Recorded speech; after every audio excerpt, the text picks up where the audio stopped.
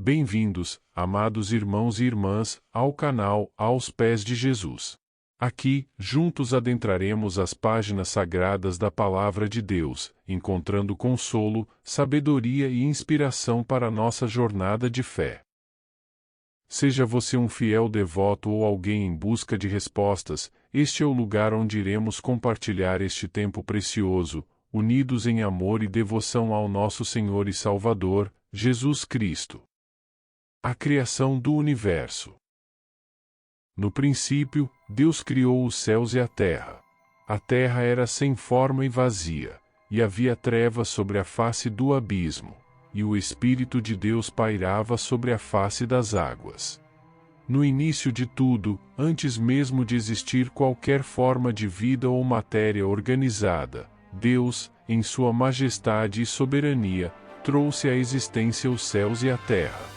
A terra, neste estágio inicial, era informe e vazia, mergulhada na escuridão, mas o Espírito de Deus já estava presente, pairando sobre as águas, pronto para dar vida a este mundo recém-criado. E disse Deus: haja luz, e houve luz. E Deus viu que a luz era boa, e fez separação entre a luz e as trevas. E Deus chamou a luz dia, e as trevas chamou noite. E foi a tarde e a manhã, o dia primeiro. Deus, em sua palavra poderosa, ordena que a luz surja, e imediatamente a escuridão é dissipada. Ele faz uma distinção entre a luz e as trevas, nomeando o período iluminado como dia e o período escuro como noite. Assim, o primeiro dia da criação é concluído, marcado pela alternância entre a noite e o dia. E disse Deus: haja uma expansão no meio das águas, e haja separação entre águas e águas. E Deus fez a expansão e fez separação entre as águas que estavam debaixo da expansão e as águas que estavam sobre a expansão, e assim foi. E Deus chamou a expansão céus. E foi a tarde e a manhã, o dia segundo. No segundo dia, Deus cria a expansão, separando as águas que estavam sobre ela das águas que estavam abaixo. Ele nomeia esta expansão de céus. Assim, o segundo dia da criação é concluído, trazendo ordem ao cosmos. E disse Deus: ajuntem-se as águas debaixo dos céus num lugar, e apareça a porção seca. E assim foi. E Deus chamou a porção seca terra, e ao ajuntamento das águas chamou mares, e viu Deus que era bom. E disse Deus: produz a terra erva verde, erva que dê semente, árvore frutífera que dê fruto segundo a sua espécie, cuja semente está nela sobre a terra. E assim foi. E a terra produziu erva, erva que dá semente segundo a sua espécie, e a árvore que dá fruto, cuja semente estava nela, conforme a sua espécie. E viu Deus que era bom. E foi a tarde e a manhã, o dia terceiro.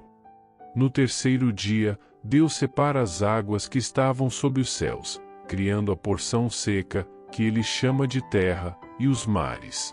Ele então faz a terra brotar com vida, produzindo plantas, árvores e frutos, cada um segundo a sua espécie. O terceiro dia da criação é marcado pela abundância e diversidade da vegetação.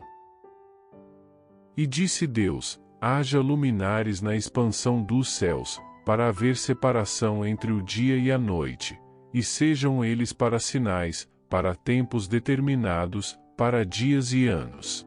E sejam para luz na expansão dos céus, para iluminar a terra. E assim foi.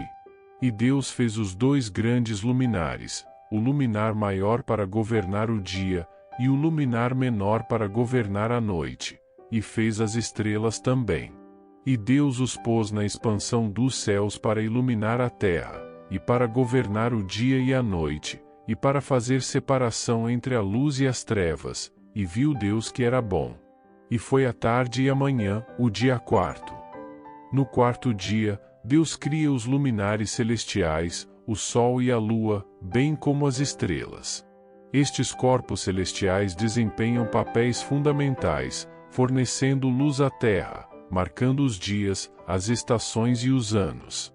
O quarto dia da criação é caracterizado pela organização e beleza do cosmos.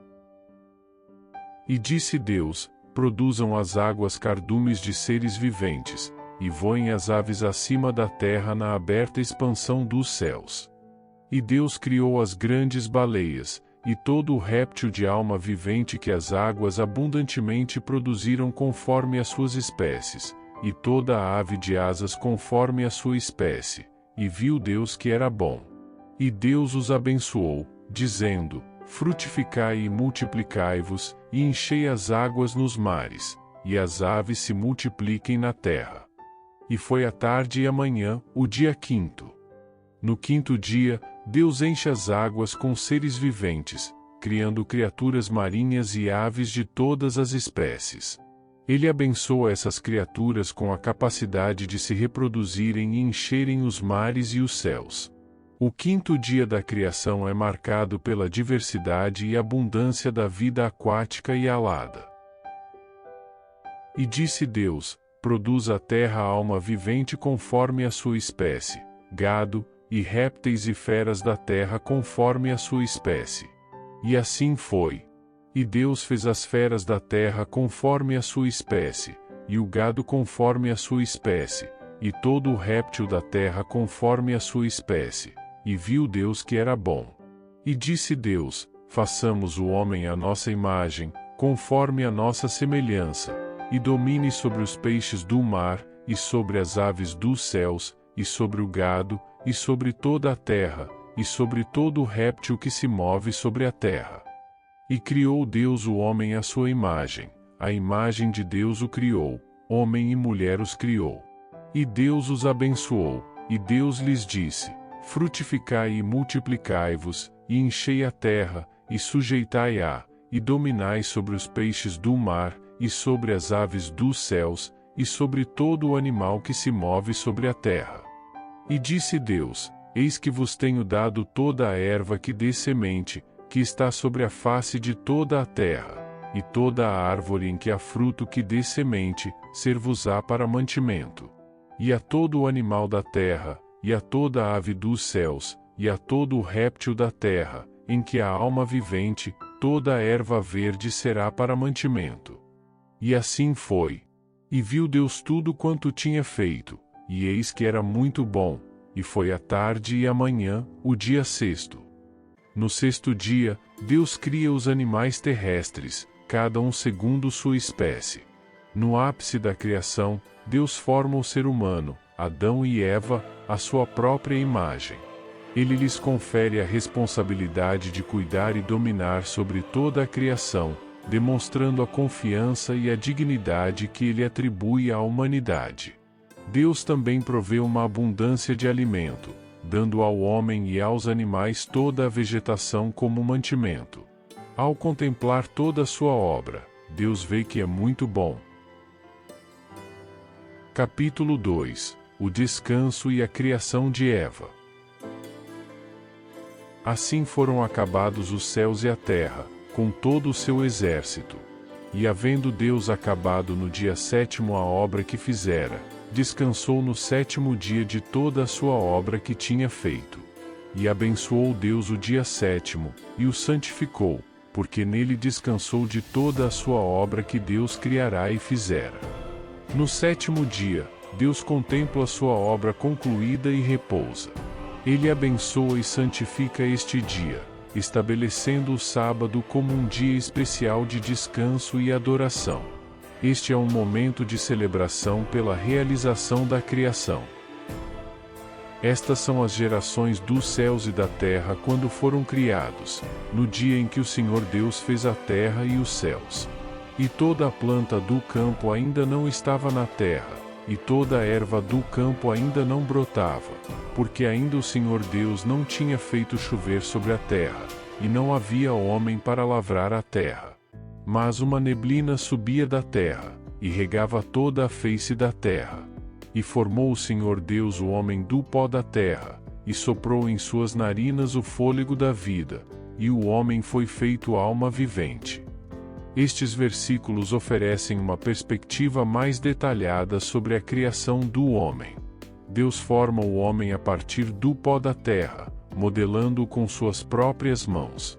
Em seguida, ele insufla nas narinas do homem o fôlego da vida, tornando-o uma alma vivente. É um momento de profunda intimidade entre Deus e sua criação, demonstrando o cuidado e o amor que ele investiu na formação do ser humano. Então o Senhor Deus fez brotar da terra toda a espécie de árvores agradáveis à vista e boas para a comida, e também a árvore da vida no meio do jardim, e a árvore do conhecimento do bem e do mal. E saía um rio do Éden para regar o jardim, e dali se dividia e se tornava em 4 braços. O nome do primeiro é Pison. Este é o que rodeia toda a terra de Havilá, onde há ouro. E o ouro dessa terra é bom. Ali também há o bdélio e a pedra de berilo. O nome do segundo rio é Gion. Este é o que rodeia toda a terra de Cuxi. E o nome do terceiro rio é Tigre. Este é o que vai para o oriente da Assíria. E o quarto rio é o Eufrates. Nestes versículos, somos introduzidos ao Jardim do Éden, um lugar de beleza incomparável. Deus faz crescer no jardim toda espécie de árvores agradáveis à vista e boas para a comida. 2 árvores em particular são destacadas, a árvore da vida e a árvore do conhecimento do bem e do mal. Além disso, há a descrição de 4 rios que emanam do Éden, cada um levando riquezas e fertilidade para diferentes regiões. Tomou, pois, o Senhor Deus o homem, e o pôs no jardim do Éden para o lavrar e o guardar. Ordenou o Senhor Deus ao homem, dizendo: de toda a árvore do jardim podes comer livremente, mas da árvore do conhecimento do bem e do mal, dessa não comerás, porque no dia em que dela comeres, certamente morrerás. Deus coloca o homem no jardim do Éden com uma dupla responsabilidade: lavrar e guardar. Ele é chamado a cuidar e preservar este lugar especial. Deus também dá uma instrução específica a Adão: ele pode comer livremente de todas as árvores do jardim, exceto da árvore do conhecimento do bem e do mal. Há uma clara advertência de que a desobediência a esta instrução teria consequências sérias, incluindo a morte.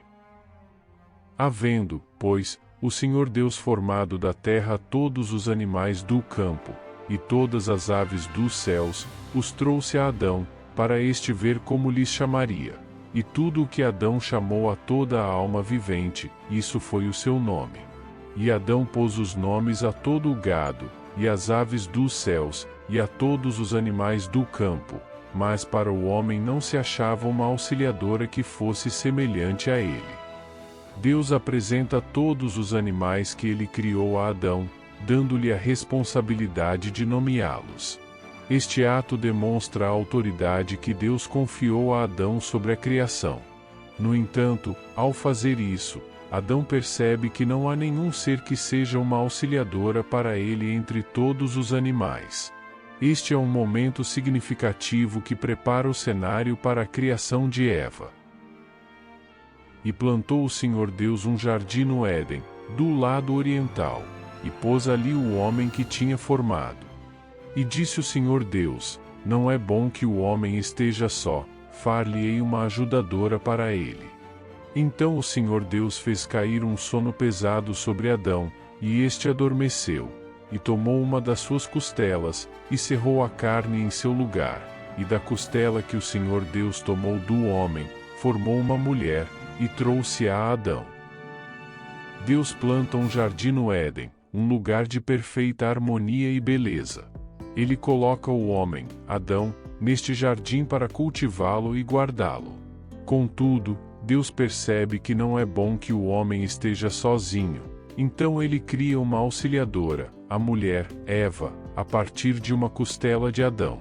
Este ato é um testemunho do amor e da providência de Deus ao unir homem e mulher em uma parceria perfeita. Ao ver Eva, Adão reconhece a profunda conexão entre eles. Ele a chama de mulher, pois ela foi tirada dele mesmo. Este é o início da instituição do casamento, onde um homem deixa sua família para se unir à sua esposa em uma só carne.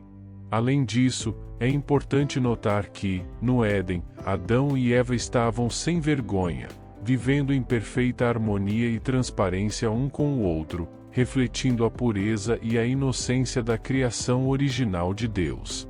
E disse Adão: Esta é agora osso dos meus ossos, e carne da minha carne, esta será chamada mulher, porquanto do homem foi tomada. Portanto deixará o homem o seu pai e a sua mãe, e apegar-se-á à sua mulher, e serão ambos uma carne. E ambos estavam nus, o homem e a sua mulher, e não se envergonhavam. Agradeço a todos por se juntarem a nós nesta exploração dos primeiros capítulos de Gênesis. Que o conhecimento e a inspiração que recebemos hoje nos fortaleçam na fé e na compreensão da grandiosa obra do nosso Criador. Continuem conosco, pois em breve estaremos de volta com mais histórias e lições que nos aproximam ainda mais do coração de Deus. Lembrem-se, queridos amigos, que não estamos sozinhos nesta caminhada. Que a graça de nosso Senhor Jesus Cristo esteja sempre conosco. Até a próxima, aos pés de Jesus.